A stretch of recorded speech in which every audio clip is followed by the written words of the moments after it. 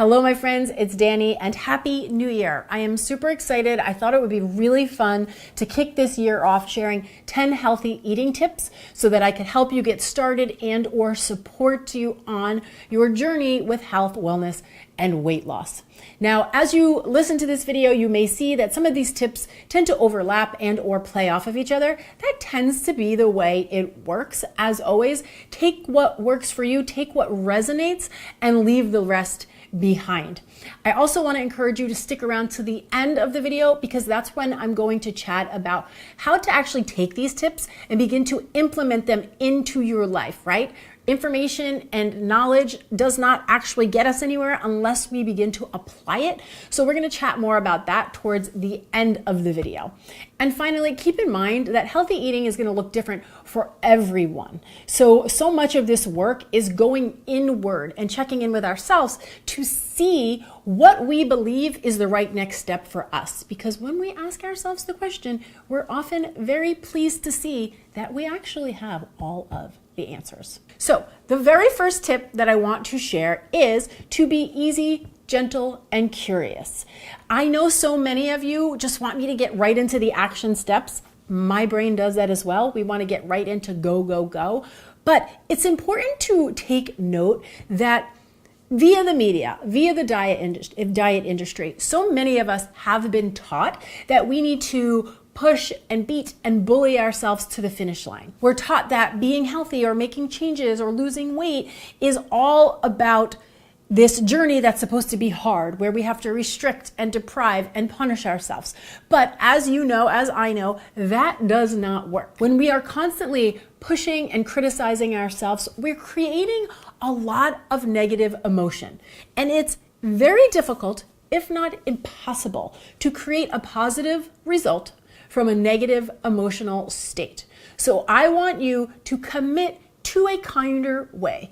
I want you to be willing to take a step back and be curious and to be open and to be easy and to be gentle and to know that you can make a commitment to change without being mean to yourself, right? Or without telling yourself that you've got to fix yourself and that you've got to get somewhere. Remind yourself that truly step one is to be gentle and kind and easy and curious, and use that as the launching pad to begin to create change for yourself. Healthy eating tip number 2, focus on real whole foods. Now, this may seem like a very simple concept, but it's probably the most powerful shift any of us can make when it comes to eating a healthier diet. Focusing on real whole, unprocessed foods as close to their natural state as possible most of the time. Meaning you want to eat lots of fresh vegetables, fruits, good high quality sources of protein. That could be animal protein or that could be plant-based protein. Good high quality sources of fats, things like avocados, olives, nuts, seeds, etc. And then of course, good quality carbohydrates like whole grains, root vegetables, wild rice, quinoa, etc. Again, a simple concept, but truly take a look at what you're putting on your plate day in and day out. And are you focusing the base of your diet on real whole foods? Simple, but very powerful. Tip number 3, avoid highly processed foods. So this is coming right off of the heels of eating more real whole foods. We really want to be avoiding highly processed foods that are designed to excite your taste buds, but they are not designed to nourish your body. Now, keep in mind there are different types of processed foods. Sprouted bread is slightly processed. Oatmeal is slightly processed. Frozen vegetables are slightly processed. These are not the foods I am referring to. I am referring to the food-like substances that line the majority of the grocery store shelves that have absolutely no nutritional value and have an excess of ingredients, many of those ingredients being tons of salt, tons of sugar, and or low quality oils. Now, I know that some of you will argue that those foods taste really good, and I get it. They're designed to taste good. But other than the fact that they offer no nutritional value and really make it hard to feel satiated and satisfied after a meal, they also mess with your taste buds, because when you're eating foods that are really high in fat, salt, and sugar, and then you want to eat an apple or enjoy a beautiful salad, those foods, the subtle nuances of real whole foods, are not going to be appreciated. It's almost as though we need to reset the palate from this artificial extreme flavor back to real whole beautiful flavors. So there are multiple reasons to avoid these highly processed foods, other than the fact that they really are not healthy. They do not nourish the body. They are notorious for messing with blood sugar levels and natural hunger signals. But again, if you just love food, they will skew your palate, and they actually will make it very difficult for you to enjoy real whole food. So I just want to gently encourage you to move away from and or minimize highly processed foods. Healthy eating tip number 4, connect to your hunger. Oftentimes when we're trying to eat better, we look to external information to tell us what to eat and when to eat. And the problem with that is that we fall out of practice with tuning into our body's natural hunger signals. And so this kind of creates a false belief system that you can't trust your body, or that you don't know how to eat or when to eat, when I promise you, we are all kind of born with this innate sense and knowing, and we simply fall out of practice with connecting to it. So really this becomes a journey of dropping out of the mind and dropping back down into the body, right? We're trying to connect to the sensations of hunger in the body. And if you haven't done this in a while, just let it be a practice. 2 very simple questions to ask yourself to begin this practice are simply, am I hungry and have I had enough? So when you begin, or you're about to eat a meal, or you're wondering if it's time to eat, simply go inward and ask yourself, am I hungry? Notice the sensations in your body. If you're not sure, I say wait. Put your timer on for 15 minutes. Check back in 15 minutes. Ask the question again until you can begin to reconnect and identify some of the signals that your body will relay to you when you're feeling hungry. Likewise, I'd say when you're about halfway through a meal, pause and ask yourself, have I had enough? Do I still want to eat more? Am I still physically hungry, right? These are just simple tools that can really get you back into the habit of going inward and connecting to the sensations of the body so that you can honor your body's hunger signals. This just really helps take a lot of stress out of knowing when to eat and what exactly to eat, right? Because again, it's getting you out of your mind and bringing you back into your body. And inside of our bodies is truly where all of our wisdom lives. So I encourage you to begin to nourish that relationship between yourself and your body. Healthy eating tip number 5, experiment with your macronutrient balance. We hear a lot about macronutrients these days, and while I am not suggesting that you need to count your macros, I do think it's important to take note of the balance of macronutrients you have on your plate throughout the day.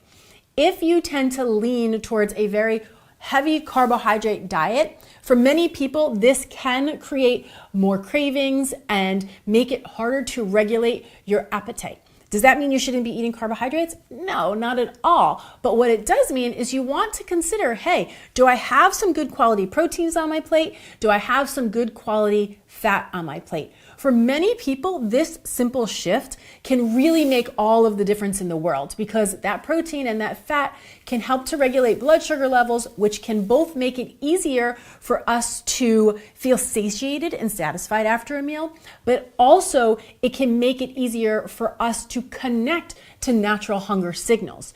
Because if you have a diet that is very, very high in carbohydrate, especially when it's low quality carbohydrate, that can throw off blood sugar levels, which messes with the hormonal balance, which can make it hard to connect to hunger signals. So again, if you have lots of carbs in your diet and you're feeling good about it, leave it the way it is. But if you are struggling, this might be a beautiful place to experiment. No right or wrong, simply experiment, observe, tweak, and adjust. The 6th healthy eating tip that I have for you today is to focus on quality over calories. Now, we hear a lot about calories, and many people will say that a calorie is a calorie. Calories in, calories out, doesn't matter what you eat, as long as you're in a specific caloric range, you are good to go. And I personally think this is an oversimplified approach to nutrition and to calories in general, because different calories react and play differently in your body. For instance, let's take a 400 calorie meal. The first meal is made up of salmon, brown rice, and broccoli. And the second meal is a traditional blueberry muffin made of refined flours and sugars. That blueberry muffin is mostly made up of carbohydrate. It has very little, if any, protein, no fiber. And when we eat food like this, right, think of this as a highly processed food, meaning the processing is done outside of your body, so that when you eat it, your body doesn't have much processing to do. It's going to quickly elevate blood sugar levels, which is going to quickly elevate insulin in the body. And when it's quickly elevated like that, it also comes down quickly. Some could call it a crash.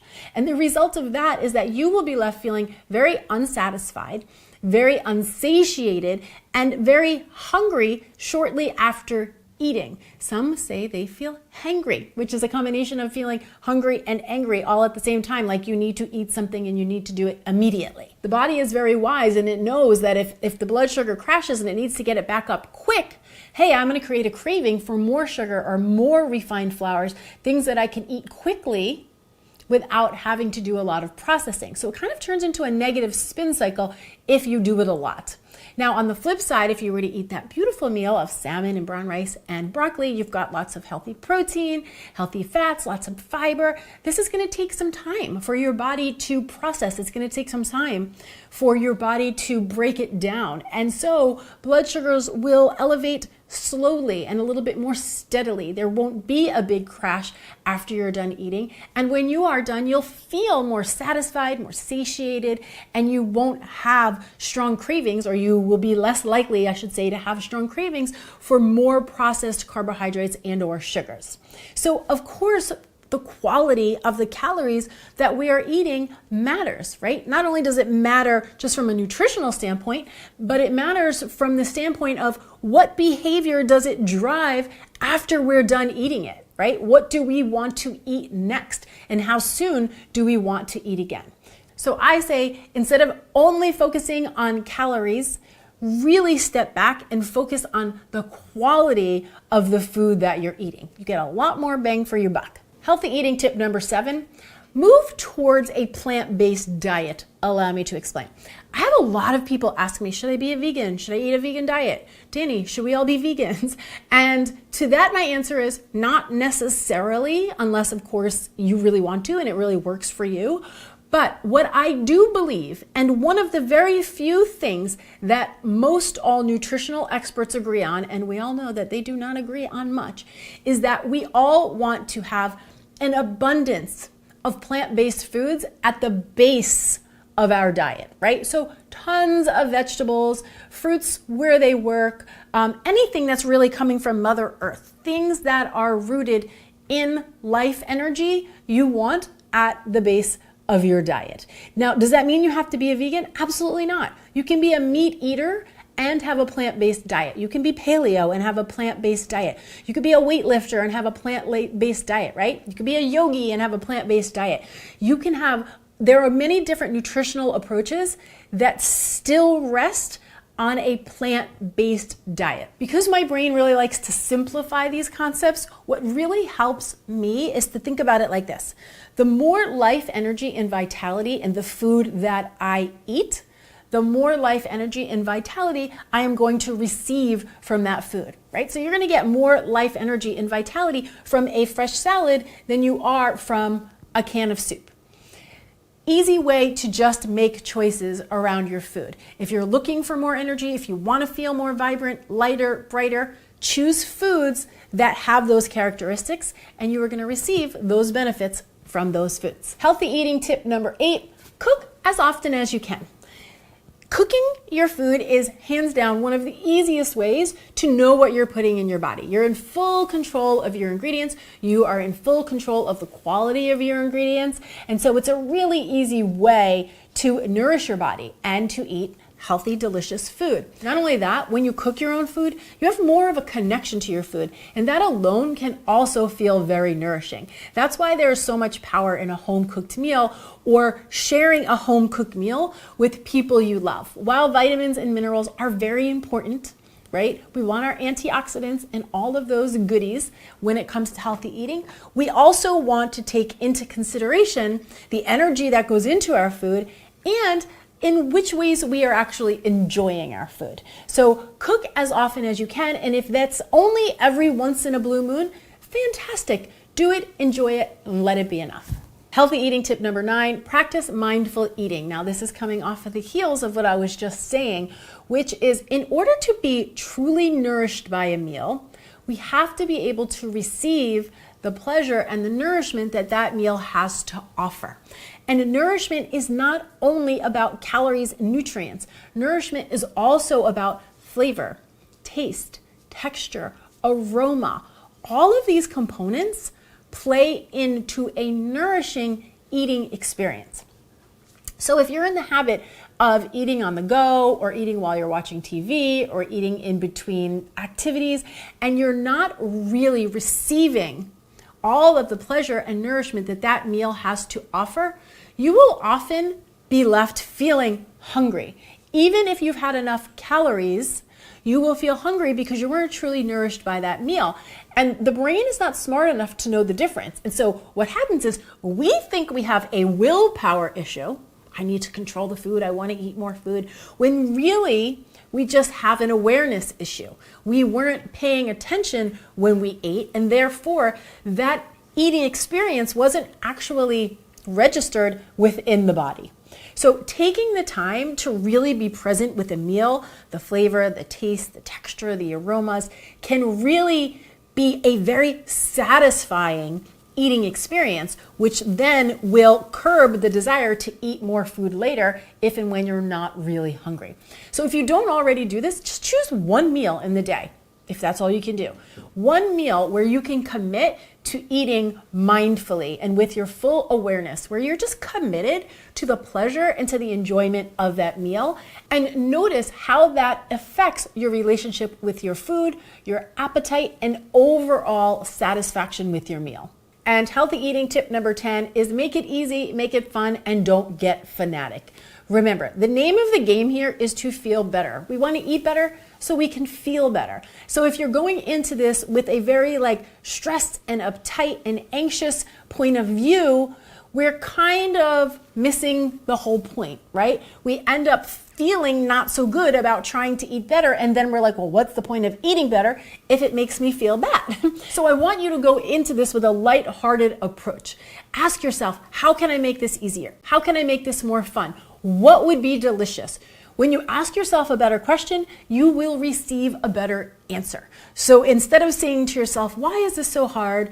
Why can't I do this? Why can't this work for me? Ask yourself better questions. How can I make this more fun? What would make this exciting? What would I look forward to? And see if you can't come up with more exciting, more, what's the word I'm looking for? Desirable answers for yourself where you actually feel a sense of excitement about moving toward these changes. Now, as promised, I also want to talk to you about how do you begin to implement changes in a way that is truly sustainable over time. There are so many things that we can do, and I know you're all hearing them and reading them everywhere, especially this time of year, to make healthy eating a little bit better, right? You can eat your veggies, you can drink water, you can do more movement, so many different things that we can do.